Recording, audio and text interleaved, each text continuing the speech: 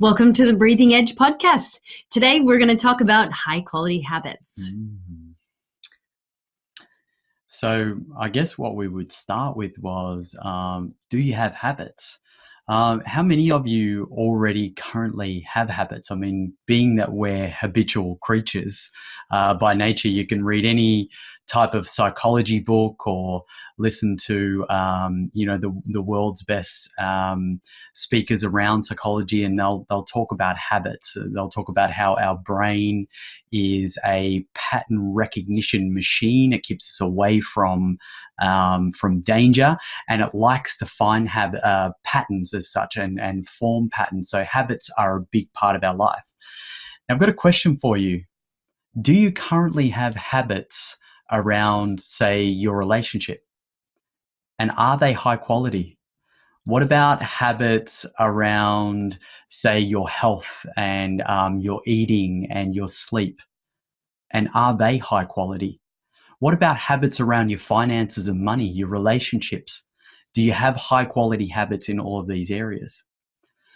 It's a good question, and it's one that we come across a lot, and it's something that in the path leading us to here, sitting here talking to you about this, we've had to look at having a look at our habits and then finding out whether they are high quality.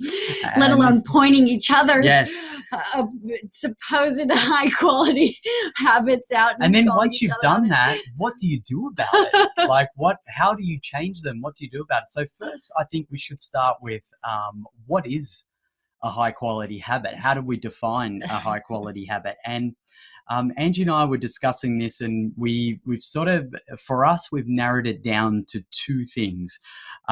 One, a high quality habit needs to be what's called ecological. And what we mean by that, a real easy description to go by is it good for you? Is it good for other people? And is it good for your community / planet where you live? So going out with the girls for a drink on a Friday night? Well, I mean, we'll give you a great example of that, and Angie just raised that, and some people would say, yeah, exactly, going out and socializing. So say you knock off work on Friday afternoon and you head down and you go down and join some people at the pub. Now, when you're there, I know a lot of my friends or people that I've hung out with would have no hesitation in sinking 4 to 5 drinks in that time that they're there socializing. So then we would ask the question, is that good for you? Well, on a physical level, probably not. Drinking, consistency in drinking alcohol is probably not a high quality habit. But consistently hanging out with your friends, maybe. Exactly. So it doesn't the intention. So it doesn't quite tick off all the boxes. So what we would ask you to do is we would ask you to have a think about the habits that you currently have and put them in the context of this ecology. Is it good for you? Is it good for others? And is it good for the planet? We'll leave you up to deciding the ins and outs of that. And ultimately, your results in these things are what speaks louder than anything. The result that you get from the habit is the only determinant that you should be looking at. Which takes us to the next one, which the first time Shane mentioned this, I was like, what is that? Tell me more. So the next definition of a high quality habit is that it's autotelic. Now, the term autotelic comes from the Greek, autos and telos, which is put together means automatic goal. But just to give you a little bit more context, we're going to read a quote from Mihai Csikszentmihalyi, who's known as the father of flow. He's a world-renowned philosopher and psychologist. So this is what he had to say about Autotelic. Listen up. An autotelic person needs few material possessions and little entertainment, comfort, power, or fame, because so much of what he or she already does is rewarding. Because such persons experience flow in work, in family life, when interacting with people, when eating, even when alone, with nothing to do, they are less dependent on the external rewards that keep others motivated to go on with a life composed of routines. They are more autonomous and independent because they cannot be easily manipulated with threats or rewards from the outside. At the same time, they're involved with everything around them because they are fully immersed in the current of life. Now, I want you to just think for a moment about the power of that quote. What Mihai Csikszentmihalyi is narrowing in on is that when you form these habits, you have this internal well of satisfaction that happens for you. Not only are the high quality habits good for you, good for other people, and good for the planet, they also fill up this satisfaction well that's in you. And we all know, I mean, I can't get no satisfaction was a song the Rolling Stones sang. Favorite. You know, and I think that a lot of people can relate to that. You know, maybe there's an itch that you just haven't quite scratched yet. Nothing in the cupboard quite satisfies. Or you've tried a lot of things. You've been to seminars. You've read self-help books. You've searching. You're searching for something, and that's that. And so really, what we're narrowing in on here is how to develop these high quality, how to identify them first, and then how to start developing the high quality habits. Now, let's talk a little bit about why you want high quality habits. I mean, why is an important That's what I wanted question. to know. Well, the first thing that we encountered about building high quality habits for ourselves was the increase in satisfaction and confidence in ourselves, which again goes back to what we just read in that quote about not being able to be manipulated by outside influences, by things that are outside you. A great example of that is I've often found myself sitting in my backyard, just enjoying sitting there, looking at the plants or watching my girls play in the backyard. And a term for it that comes to me all the time is perfect enjoyment.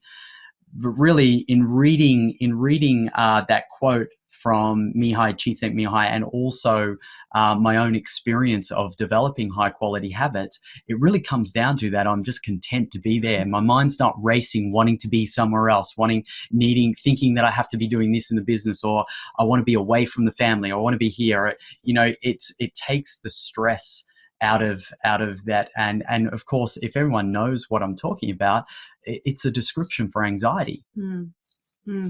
So it's a very good recipe, especially for, is it good for others? So, you know, when we're both in that kind of space, we don't have to say anything or do anything. We can just sit in each other's company, in each other's space, and just feel that satisfaction. So important key element, I think. Yeah, absolutely. The next one is that a high quality habits harmonize the body and the mind. We in a lot of our research, we wrote a book called Lower Stress Naturally, 3 Lessons on How to Lower Stress Naturally. And we did a lot of research on the stresses that are inherent in the body at a physical level and how these are often overlooked. So, you know, one of our favorite little passages that we came across, that we've taken on for ourselves, is that it doesn't matter how many crystals you wave around your head or how many lavender baths you have. I've had many. to try and calm your mind, down. If you haven't addressed the needs of the body, if you haven't addressed the traumas that are in the body, if you haven't harmonized the body and mind together so that they're communicating effectively with each other, then you're not going to get over, or you're not going to be able to just think your way out of those stressful situations. So a really important factor of why you want to build high quality habits is so that you can get this harmonizing of the body and mind. Which is a very beautiful sensation if you've ever felt that. Very similar to like a runner's high, I would even say, you know, when you had a big workout and you're at the end of it and you feel really great and just feel like you've just nurtured yourself and been pushed and you got to the other side and you're so proud of yourself. Like that's kind of how I feel sometimes. And the last one we already mentioned in briefly earlier in this episode, where we talked about the mind or the brain being a pattern recognition machine. If you look at this from the perspective of patterning, the high quality habits allow you to access the unconscious part of the mind. So through the brain and into the mind. So it allow you to access that unconscious part, and it allows you to start reprogramming or repatterning the current patterns that you have. Now, I'll ask you again, do you have some patterns currently that are not serving you? Would you like to know or have a repeatable way of being able to repattern the current patterns that you have, and or remove or transform patterns that aren't serving you, or create new ones? Yeah, so what we found is high quality habits are really important. And there is one particular key habit that brings it all together. The one key habit. One thing. The one that key habit. Not many people are doing. We told you we were going to make this easy because we don't like to fluff around. So we're busy. If you heard in earlier episodes, our background, we're running businesses, we've got investments, we've got children, we're doing this podcast, we're doing we have lots a relationship of stuff. Like that is and a lot so of energy. We'd like to deliver to you the one thing. Key habit. Is everyone ready for it? It's breathing. Of course, this is the Breathing Edge podcast. So why wouldn't we say that? But I think what's really important is that breathing is our life force. You stop breathing and you stop living. And it's the diaphragm is the biggest muscle in the body, and it's the most underutilized muscle that we have. So for me, that kind of caused some curiosity. Yeah, absolutely. I think that if we even look at breathing equals life force, that statement that Angie made, everyone knows that. Angie pointed it out. You stop breathing, you stop living. It's pretty evident. I mean, you can Google it till the cows come home and have a look at all the different things that breathing affects, not only in your physical body, but also if you've ever had a breathing experience. If some of you have had a breathing experience with some of us, you'll know the effect that it also has on the mental and emotional state, and also goes further out into the something else realm, which we're going to get into on further episodes here. But breathing is the only mechanism in the body that is automatic and manual. So you can either be in automatic drive or you can take it and go into manual drive. It's the glue that holds all the other habits together. It's the master reprogramming tool. And that's why we've got the Breathing Edge podcast, because we know in ourselves and have experienced the power that's inherent in your breathing mechanism. And so that's why we're putting it out there and saying that this is the key habit. Well, we've studied a lot of intellectual practices around breaking habits and reprogramming and these sorts of things. And it's really interesting. There's a lot of habits that we have that are not intellectual.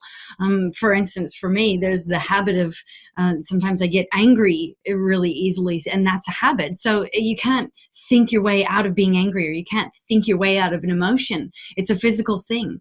So when you start, and I love what you said, Shane, about the manual and automatic, because it's the one thing where when I'm in automatic mode and I use the breath to interrupt the pattern and do something different, it starts reprogramming my automatic reaction to things. And I have noticed that over time, and it is cumulative. Yes, it is one habit, but you don't do it once. A habit is you do it consistently. So I've definitely noticed a huge shift within myself by using this as a key habit, or key high quality habit. I know you have too, Shane. Yeah, absolutely. Yeah. And so let's just recap on this, because we want to give you as much juice as we can in the short amount of time that we have here. We've identified that it would be a great idea, and you don't have to if you don't want to, but it would be a great idea to have a look at the habits you currently have. Identify whether they are high quality habits by maybe using some of the key descriptions that we had there about it being ecological, good for you, good for others, and good for the planet.